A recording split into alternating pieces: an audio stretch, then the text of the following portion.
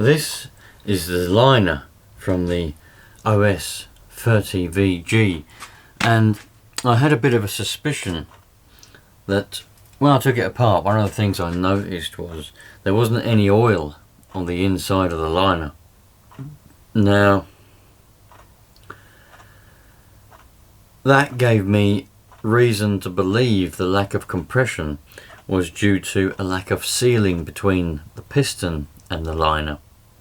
Now, on an ordinary engine, like a petrol or a diesel engine, you have the oil is sprayed up. Now, if it's on a two-stroke, it comes up with the fuel, with the petrol. And that goes around the inside of the cylinder or around the liner, because some bigger engines, they are linered. They're not all, just a block. Some of them are linered. You can change the liners. Anyway, the oil is sprayed up there, and the oil creates a seal between the rings, or the piston and the rings, and the cylinder.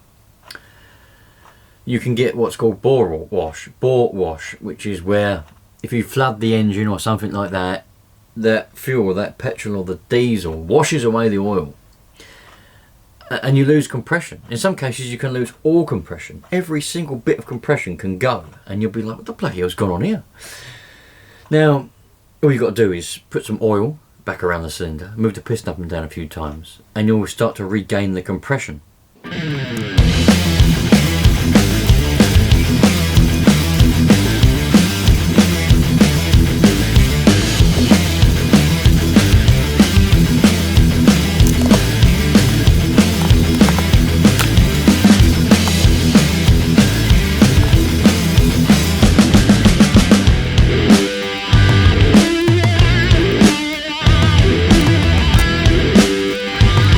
And then it'll run and everything will be absolutely fine as normal as it was before. Obviously, there's no ring on the piston for a Nitro engine, but that still creates a seal between the piston and the liner. Now, I don't think it's got bore wash, because Nitro fuel has got oil in it. It's a two-stroke engine after all. But I think the engine's been sat, and I think maybe something happened. Maybe somebody tried to start it with brake cleaner or something like that, and it's cleaned away the oil, because this was bone dry. There's literally no oil in there whatsoever. There never was. Even when I took it apart, I was surprised at how dry it was. The piston was bone dry. Never had an ounce of fuel in it. So let's oil it up, and let's see whether we can regain compression.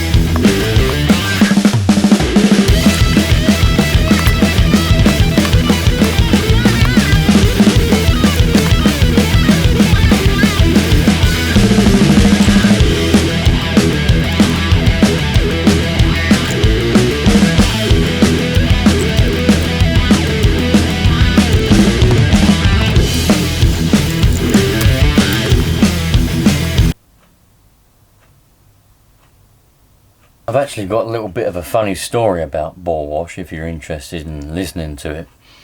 See, when I was 17, I had a 1.1 Citroen Saxo, and that had a 1.1 engine in it, a 4-cylinder, 8-valve engine. And they had 3 variants. They had that one, they had the 1.6 with an 8-valve, or the 1.6 with a 16-valve twin cam. I couldn't afford to insure that one, so I wanted to get an 8-valve 1.6 engine. And back in them days, like not now, nowadays, if you want a more powerful car or a different engine in your car, you go and replace the whole car, don't you? Because everybody's just in finance and debt and credit and all that stuff. No one cares about that kind of stuff. They just go and finance something and get it all on credit and pay it off later. Don't worry about it. That's what happens these days. But back then, if you wanted a bigger engine for your car, you'd go out and you'd buy that engine and you'd just put it in your car. Very simple. Changed a couple of engines on a Saturday morning, just take the engine out, jack it up, undo the engine bolts, a few pipes, a couple of linkages, out comes the engine, put the new one in, happy days. So I managed to find a 1.68 valve engine in London. It was still in the car. I went there. He had a mechanic ready to take it out on his driveway. He wanted to show me that it would run. So I said, brilliant. He wanted to start it up. He went to start it. It's -10 outside at the moment. -10 degrees Celsius. It's the middle of winter. It's in December sometime.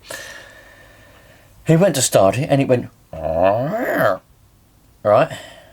And it went, and I thought, I know that sound. Once you hear that sound once, you know it every time. And I thought, that's that teeth. That water pump's frozen and the teeth are just stripped off the cam belt. Because after he did that, it went, had no compression and it was just turning over. It wouldn't start. I said, I think I know what's happened. He said, no, I'll get the AA out. So, he got the AA out, a mechanic. A proper mechanic in an AA van come along. He had a look at it and he said, I think it's got bore wash. I said, I don't think it's got bore wash. Even the mechanic that was there to take the engine out, he didn't know what's bloody wrong with it either. And I'm standing there going, you lot for real. It's obvious what's happened. It's got water in it, because I'd already checked the antifreeze. It has water. It didn't have antifreeze, it had water. I said, that water pump is frozen solid. And it's just stripped the teeth off the cam belt. They said, no, it's got bore wash. I said, right, whatever. You lot mechanics, you know what you're talking about. Anyway, I still bought the engine, took it home in the back of the van. I stripped it down because I was going to rebuild it with forged pistons anyway and put cam and stuff in it. And I knew what I was going to find. And I found what I was going to find. That cam belt had about 4 or 5 teeth completely missing off it, and they were in the bottom of the cam belt cover. Because on those, the cam belt drives the water pump and it's frozen solid. It pushed out a couple of the frost plugs. I just knocked them back in again. But yeah, even a real mechanic thought their engine had bore wash before he even checked to see if the timing was even right, especially that time of the year. Anyway, let's put some oil in this cylinder and see what we get. This engine's been in this ice cream tub now for, I don't know, a few days, maybe even about 3 or 4 days, waiting for the parts to arrive. I did manage to get the parts. I'll explain more about that in a minute. But I've got this chainsaw on the bench. You have to excuse this chainsaw. I'll get it off the bench in a minute and we'll work this out. Someone gave me that chainsaw today. I'll talk about that another day. But it was meant not to run. It wasn't too bad. I managed to get it running. I'm going to go cut some trees with it in a couple of days' time. Sweet. Right, let's get this engine put back together, shall we? So we've got it all. Well, we haven't got it all. I've got the piston and the liner back in there now. I'm using 2-stroke oil. It's what I always use. I don't give an uncle's monkey or an aunt's fanny what the rest of you use. I always use 2-stroke oil when putting these little Nitro engines back together, because it'll just, obviously I'll wipe away any massive residue, but it'll just burn off. It's meant to be burnt. It's 2-stroke oil. I don't care. I've never had any issue before, so that's what I use. Anyway, nice and smooth.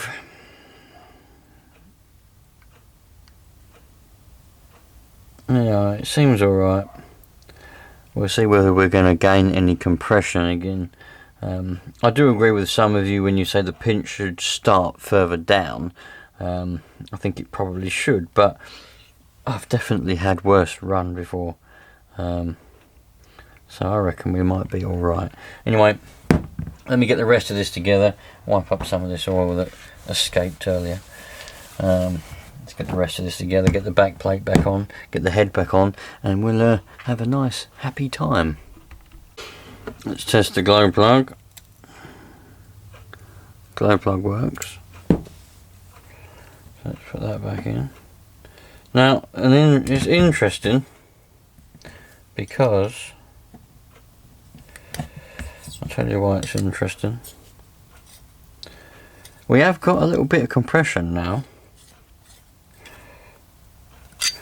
Whether it will be enough to run, probably not. But there is compression there now. Watch.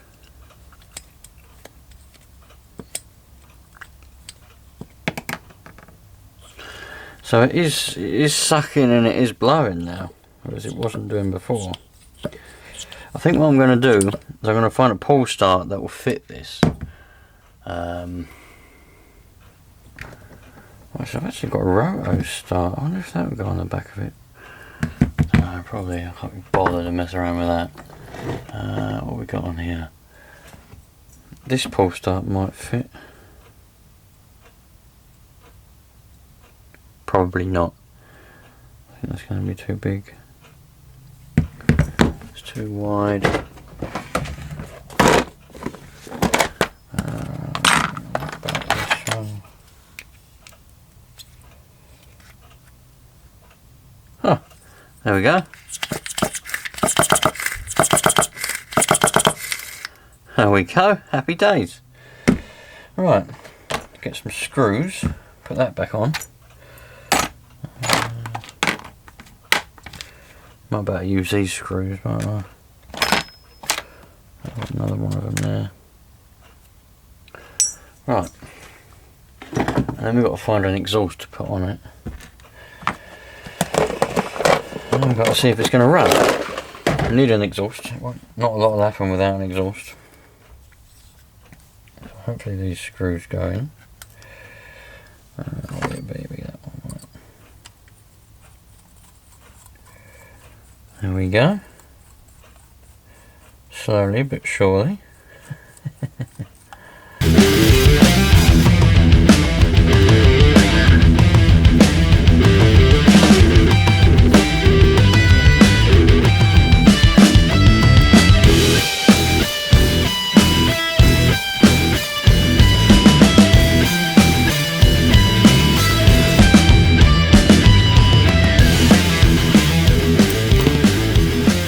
Right, so now then, we've got a pull start, we can actually get some good pulls on it. Let's see.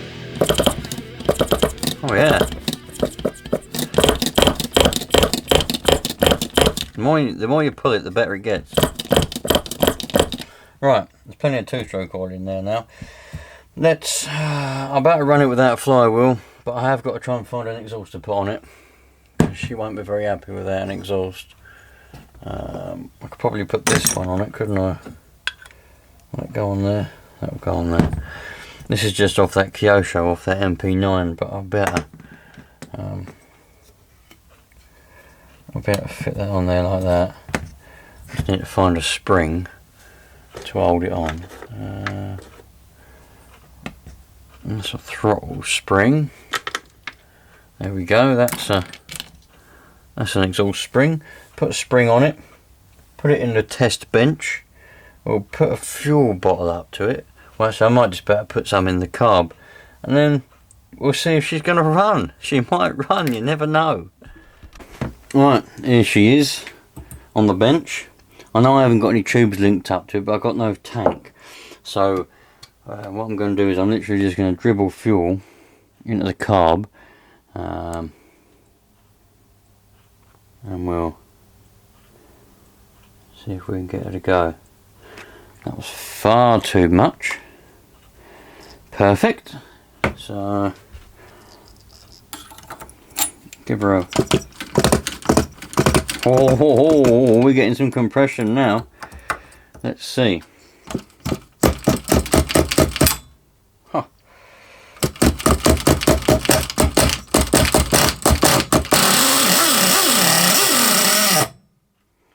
Oh, she runs. Let me get a tank so we can get some fuel to it, and then we'll see what happens. So all I've got here is a Savage tank. Great big long length of fuel pipe, a few cable ties. I think this tank's got an hole in it, to be honest. I think this is one of the ones I cracked. Bloody not sure. There's only one way to find out, and let's put some fuel in it and see if it all leaks out. But something tells me this is... I'm not really even sure. It doesn't seem cracked. We'll put some fuel in it and find out. Oh yeah. It's got a massive hole in it. Alright, let me sort something else out. Right. All of you are gonna be triggered by this, but that's absolutely fine. You can trigger as much as you want. I've got a bit of fuel in there. If I tip this tank up sideways away from the crack, it holds a little bit of fuel.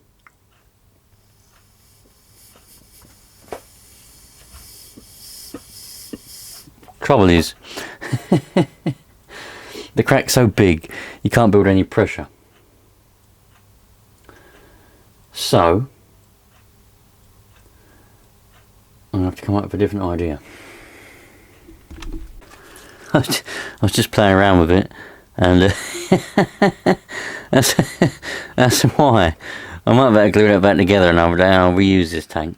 But for now, we ain't going to about use it. So I'll put that there.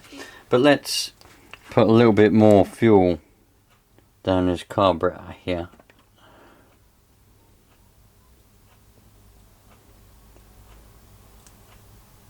Oh, that is far too much. And see if we can get it to run again.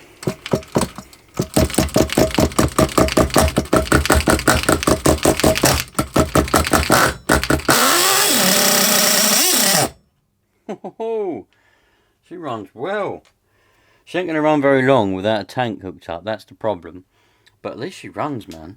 So I'll bring it back a little bit. But at least she runs. I really want to...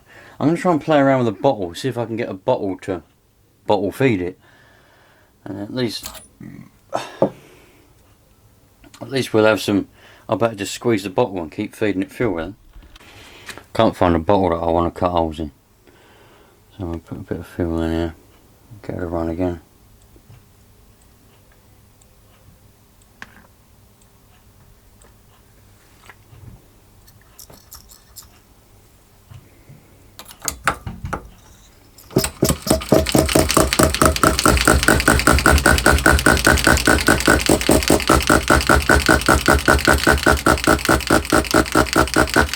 Don't want to go now.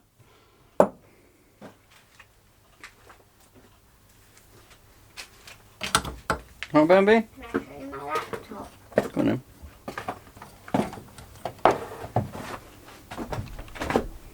Right. For some reason, the reason why now, probably the reason why it stopped running just now actually, and the reason why it won't start is because the glow plug has completely disintegrated. As you can see there, the element on the inside is just all collapsed in on itself, and it won't work. So I've got, I don't know why this one's in a little bag, but I've got a new glow plug. I'm going to have to see, but I'm not going to play around too much with this because I probably will mount it in in fact, let's get that old copper washer out of there. I probably will mount it in a Savage just to see how well it's going to run as it is, you know, in a Savage. I was going to go and cut up a bottle and hold it up here and bottle feed it, but I'm running out of time this evening and I'm not really that interested in doing that, to be honest. So I don't even know if that was going to fit. The plug that come out of it is slightly longer than this one, so I don't know if this one's going to be any good or not. It might not even work, can it?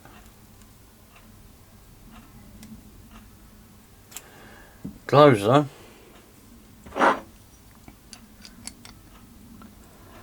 Got a funny feeling it might not work in here. Oh, you bastard.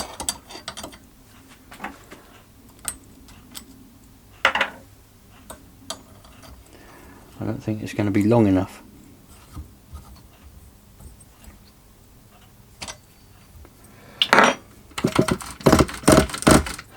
We'll see.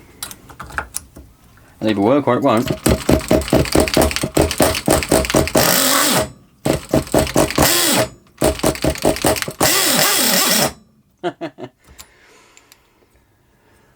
Oh dear. A little bit more and then we'll stop playing around with it and we'll get it to run. We'll get it in something. Far too much fuel.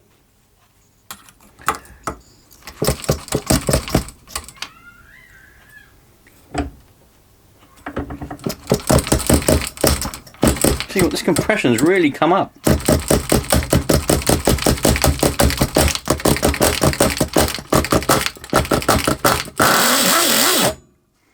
The amount of nitro coming out of that exhaust is hilarious.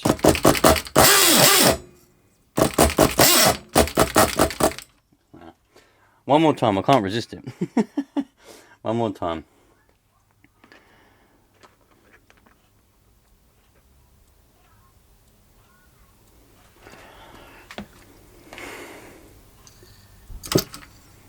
Bloody right, I don't want to do it too tight, I don't want to crack the block.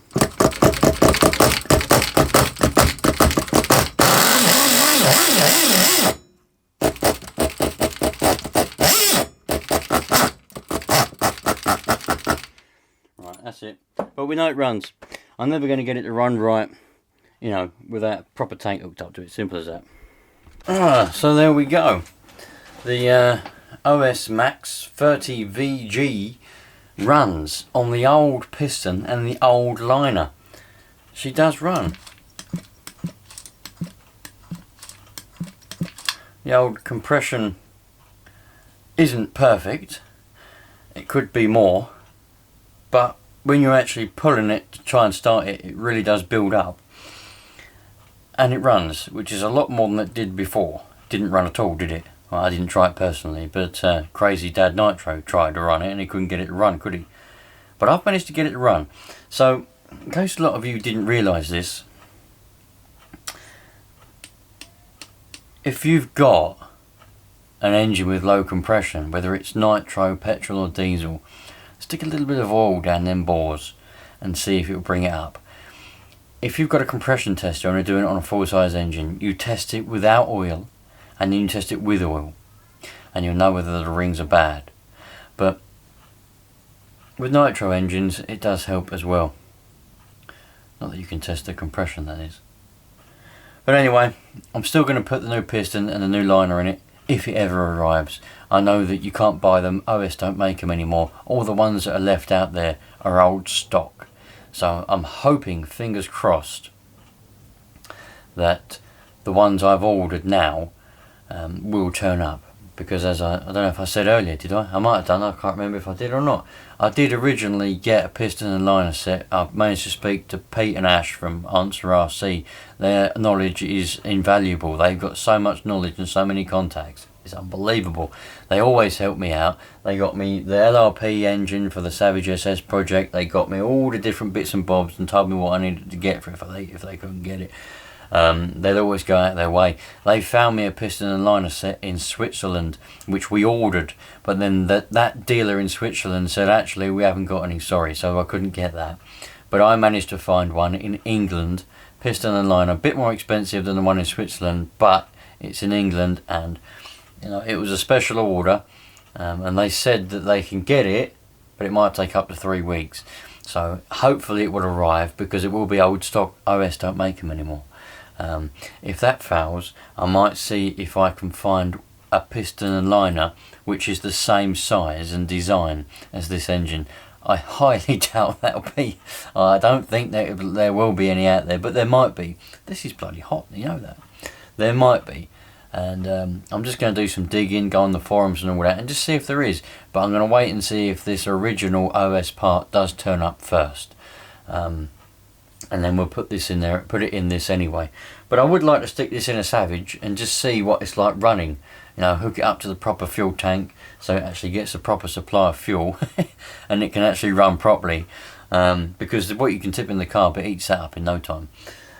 And see what kind of power it's got with this old piston and old liner, you know. Anyway, I'll catch you a lot later on. Thanks for watching. I really appreciate every single one of you, even the ones that don't seem to trust me. I had a comment the other day, and it bloody, you know, I had a comment saying that I'm not investing in the channel properly. So, yeah, what can I say? I'll catch you a lot later on. Thanks for being here. Ciao for now.